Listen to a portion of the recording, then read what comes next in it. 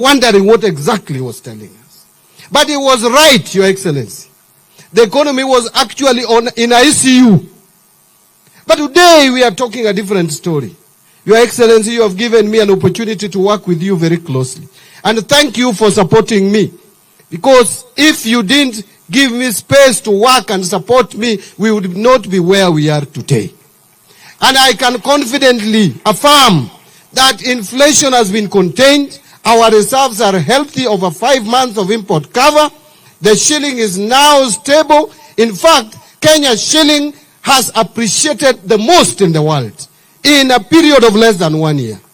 Your Excellency, I am confident to say today that road contractors are back on the roads because of what we have done.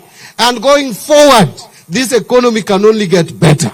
Today we don't have sufurias in our heads. People are complaining about other things. When you see people who during President Uhuru's time were asking why the price of tea was very low.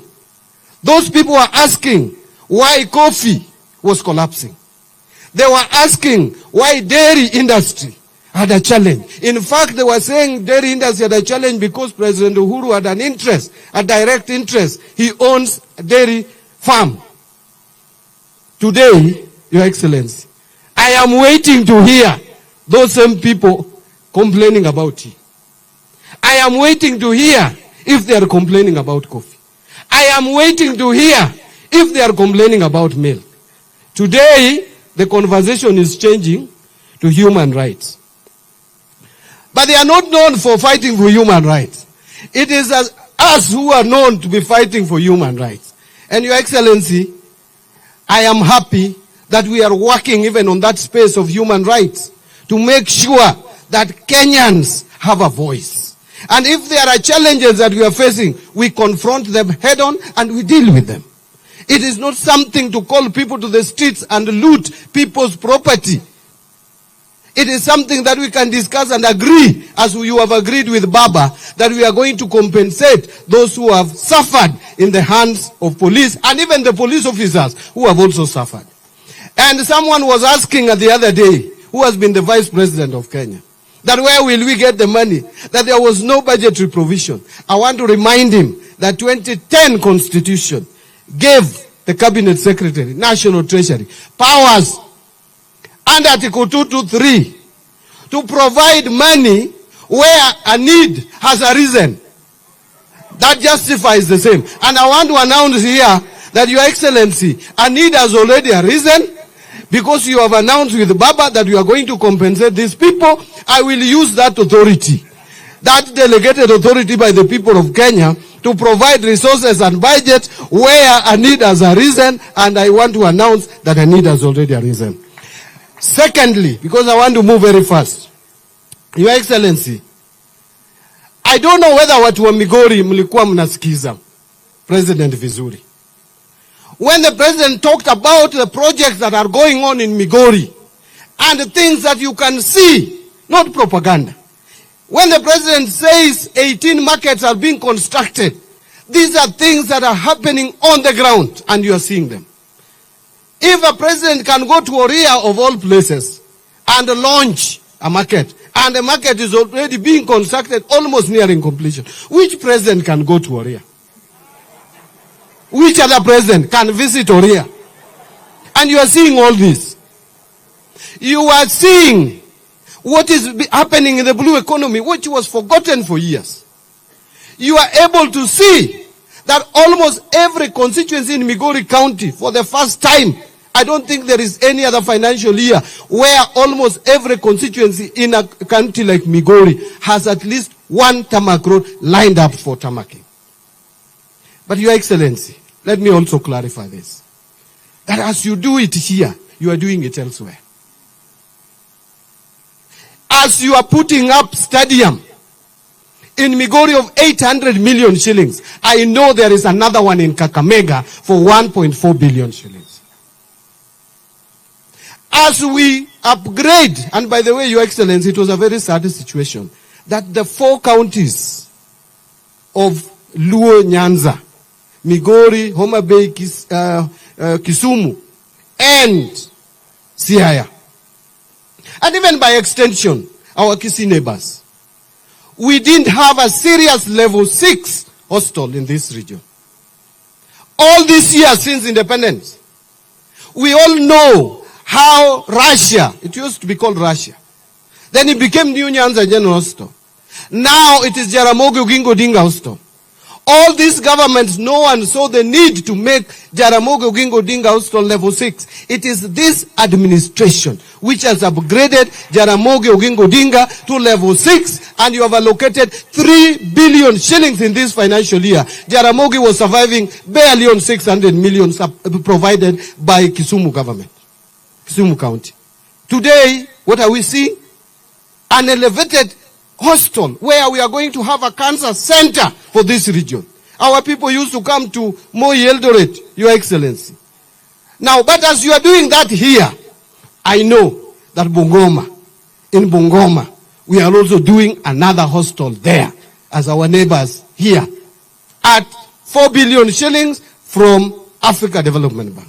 And we have added another 1 billion shillings for Kakamega Hostel. So the whole country, I'm just talking about the neighbors here, because I don't want to talk about Turkana, I don't want to talk about Kwale, Lamu, it will be the whole day.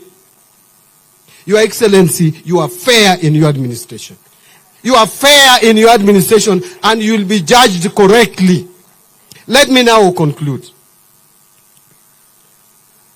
Your Excellency, the truth is that the people from this region, we have tried getting friends. We have tried kutafuta marafiki. We have not started with you. We started from independence. The late Jaramogi Oginga Odinga tried. He even helped Mzee Kenyatta come out of prison. And he refused to be the president of this country. The first president of this country would have been Jaramogi Oginga Odinga. He refused to accept that position offered to him by colonialists so that Kenyatta could come out of prison, so that Kenya could be united. When Kenyatta came out, he was made vice president for 2 years. The next thing that happened to Jaramogi was jailed. He was locked up, put under house arrest, and that was the end. After that, Moi became president by grace of God.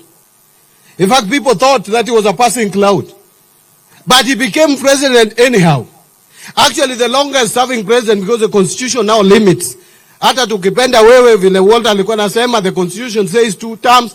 Your Excellency, once you finish your 2 terms, please just go home. Another person will come in. Let nobody start talking about 2 terms here. The constitution is clear. It is more than 2 terms. It is 2 terms for you. We don't want to cut it short. Once you are done, another person, Mbadi, will come in, or Mnyunet will come in, another person will come in. But you see, President Moi became difficult for some people. And so they came again to Jaramogi. Help us get this man out of power. Jaramogi brought Ford. Instead of allowing Jaramogi, who even pleaded with them to allow him 2 years of leadership, what did they say? They brought their son from somewhere, split Ford into 2, Ford Asili, Ford Kenya. Siku hizi hata ime split Ford people, watu wengi sana. So, again tukaanguka. Jaramogi died. Raila took over. Raila, with you, good heart. By the way, Your Excellency, Baba akona good heart sana. Nimefanya na yeye kazi. He has the best heart for this country. He said Kibaki tosha. Hata tukakampenia Kibaki when he could not even walk. You know what we went through. He won presidency. The very day he was sworn in, Raila was blocked at the gate of State House, together with Moody Award, while others were allowed in. That is the friendship that we have gone through. That is the friendship.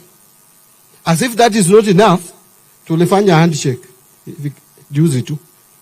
Junet saa zingine ananiambia, naangalia Junet, the legislation tunapewa, you used to give us some legislations which were very bad. Tunaangalia hiyo legislation, you were deputy president, but I don't know whether ulikuwa na authority that time. Tulikuwa tunapewa legislation tupitishe, zingine naona si mzuri. Juneta ananiambia Mbadi, wacha tupitishe tu, tukikuwa president, tukipata president uongozi huko mbele tutabadilisha. Tulikuwa tunatarajia tutapewa hii kiti. Na alikuwa na hiyo kifungu, anafungwa na anafunga. Anafungwa State House na anafunga. Sasa tukasema hii kitu tunachukua. Wacha wakati fika 2022. Your Excellency, nilishangaa nikiona anakuletea kifunguo huko Kasarani. Lakini kusema ukweli hiyo kitu ilinikasirisha. Wiki moja nililala kwa nyumba, sikutoka hata kwa sitting room. Then now you have this key kwa mkono yako. Sasa tunaambiwa ati someone can come and grab it from you and give it to us. Now mimi ninajiuliza, when you had it in your hand ukapeleka kwa William Ruto, sasa unataka kugrab kutoka kwake? How will that work? Your Excellency, what I'm saying in a nutshell, you have shown us a different friendship. I am not saying this because I'm Minister for Finance. I am saying this because I can see the way you relate with everybody in this country. You relate with the LUOS, you relate with Turkana, you relate with Kurias here. In fact, hata tulikuwa tunashangaa kwa nini hawa Wakuria wanakupenda na sisi hatukupendi. Kumbe ni hii ndiye walikuwa wanaona hii mwaka yote. Sasa mimi nataka niambie watu wetu hapa tutoki. Wacha watu wengine pia watoke waende nje. Sisi pia tubaki hapa tuone vile Riogiriugi alisema ni uongo gani ama ni ukweli gani unasema. But as I conclude, Your Excellency, I am confident that 2027 ODM, which I chaired for 10 years, there is no any other chairman of ODM who has served longer than me. And UDA and Kenya Kwanza mzima tutafanya kazi pamoja. Uchaguzi ya 2027 tutashinda pamoja, na tukiendelea hata 2032 bado tutakuwa pamoja na tutashinda na another candidate in 2032.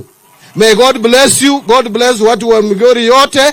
Leo hii Kizungu imenichanganyisha sana. Ningeongea Kijaluo lakini sasa tuko na Wakuria pia hapa.